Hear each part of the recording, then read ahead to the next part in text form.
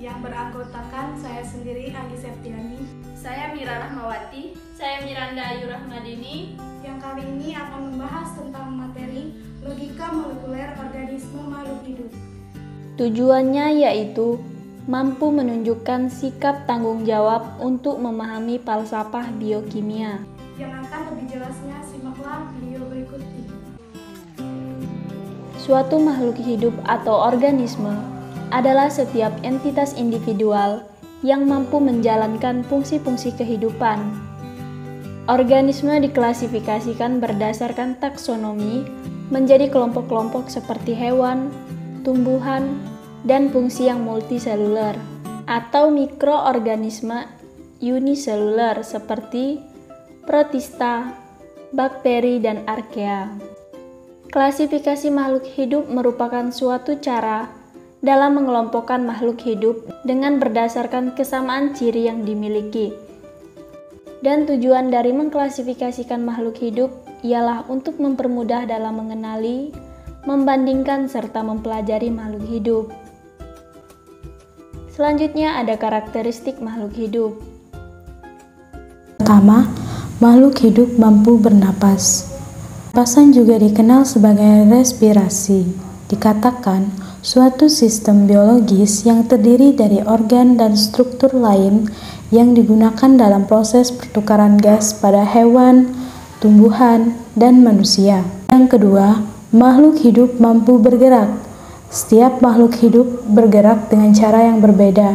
Berdasarkan posisinya, pergerakan makhluk hidup ini terbagi menjadi dua, yaitu aktif dan pasif. Yang ketiga, makhluk hidup peka terhadap rangsangan. Misal pada video tumbuhan putri malu yang ketika disentuh akan menurunkan daunnya. Dengan hal ini membuktikan bahwa makhluk hidup peka terhadap rangsangan. Yang keempat, makhluk hidup membutuhkan makanan dan minuman.